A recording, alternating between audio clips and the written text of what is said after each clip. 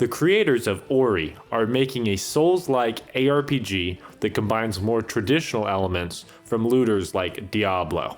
My pants are getting creamed in just thinking about it. Let's talk about that. Now, you might ask, Hunter, what makes you qualified to talk about this compared to the 80,000 other assholes who have a camera and access to the internet? That is a good question, unnamed viewer, and the answer to said question is I have absolutely no life.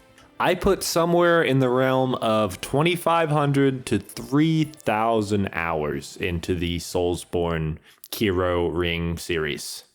You know, you used to just be able to say Soulsborne. But yes, I know, I need to go outside, touch some grass. But on the positive side, I think this puts me in a unique position to give this announcement a proper glazing, as I have quite a bit of experience with these types of games. Hey, Editing Hunter here. My dumbass forgot to mention, but the name of the game is No Rest for the Wicked. If you guys are interested, you can go wishlist it on Steam.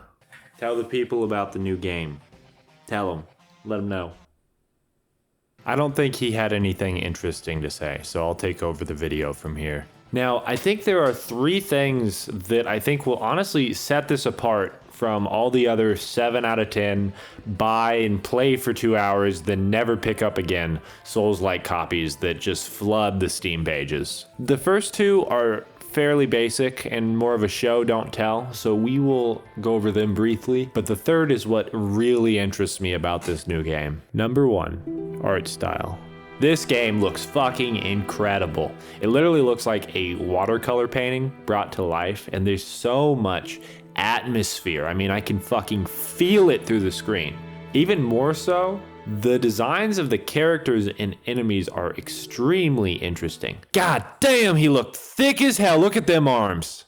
Enemy design is a huge part of these games. I mean, you know it's a FromSoft enemy if it makes you want to peel your eyeballs out. And No Rest from the Wicked seems in keeping with the creepy, deformed precedent that FromSoftware set. Number 2, combat.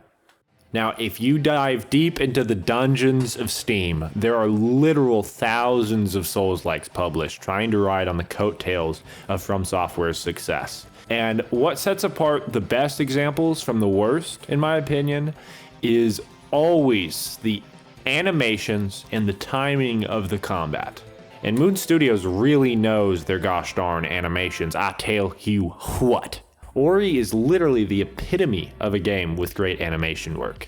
And based off of what they've shown so far, the timing and telegraphing of attacks is superb. I'm super excited to get hands-on and see how this plays, but even through like just the screen watching the gameplay, it seems like I can feel the weight of each attack. Number 3, innovation. Now this is going to be the meat and potatoes of the video, because they are bringing a really interesting blend of game ideas. And before you ask, no, none of them involve microtransactions. Sorry, EA. The biggest change you'll see from almost any Souls-like is them bringing in the RNG systems from Western ARPGs like Diablo into this style of combat. Each piece of loot you find is randomized in what type of loot you find, down to the actual stats of the weapon itself. In any game that lets me loot goblin for just 3 extra fire damage, yes sir, that's my kind of game. They've got a couple of different tiers of weapons, from ass to awesome. They mentioned in the video that the shit tier isn't actually shit, that it's just the most customizable. I will say though, that does kind of sound like it's still the shit tier, but if you put in a lot of work, then you can maybe make it work for a build. We'll definitely see on launch day though. In an interview, the devs mentions that the stat gains are real and tangible, and they also made a little dig at Blizzard and Diablo. I'm gonna play a clip of it, it's pretty fucking funny. Like, just give me bonuses that feel good, right? So instead of, hey, this deals maybe 5% damage on a Sunday afternoon to undead, right? It should be, no, just give me more stamina or something, right? Like, give me another hit, right? One other thing that I think will set this apart is the handcrafted, fully interconnected world. Now that's not unusual for a Souls-like, but Moon Studios is in a unique position as they have very good experience with level design of interconnected worlds. They made some of the best modern examples of Metroidvanias with both of the Ori titles, and I'm really excited to see what they can do with this kind of game. It almost seems like they're taking all their knowledge and awesome shit that they've learned in their previous games so that they can put it on full display here. One of the other very interesting systems they bring in is what they call the plague system.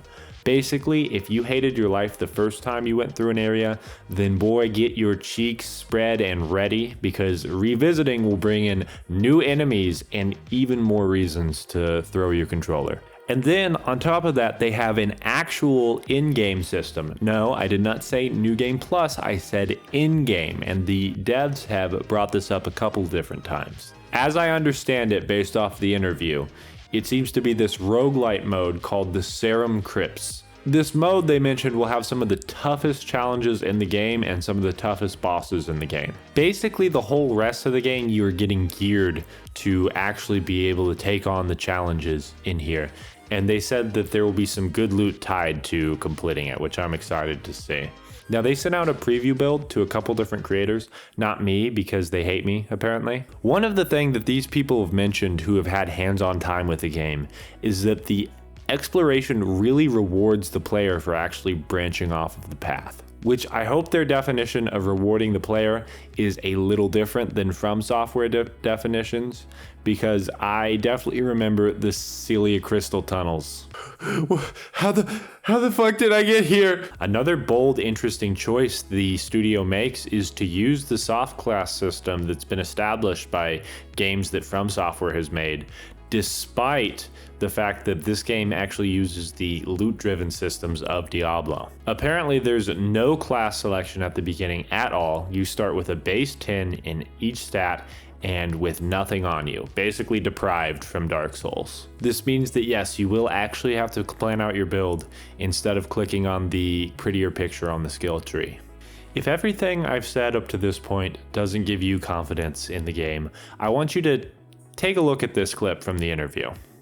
Just let the players do their thing, right? Like, just give them a whole bunch of tools, give them a whole bunch of ways of how to express themselves and be the character they want to be, and just let them do their thing, right? And all we should do as developers is just give you tons and tons of cool options. Now that sounds like a game dev who knows what the fuck he's talking about. Player freedom is so essential to these types of games, and giving tools to the players lets them make the game their own. And everything I've mentioned so far doesn't even include the interesting things they're doing with the base building, or the fact that the town actually you upgrade.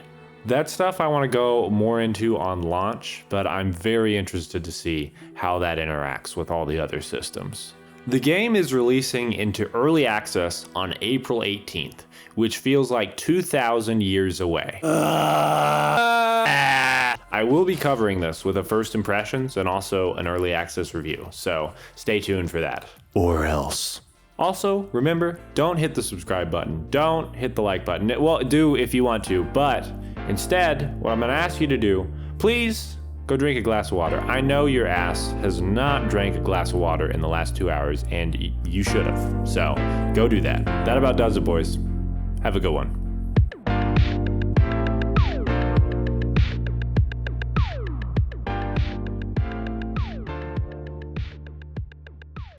My pants are getting creamed in just thinking. My pants are getting creamed in.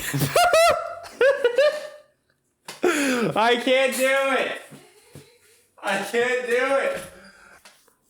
Yeah, not bad, not bad.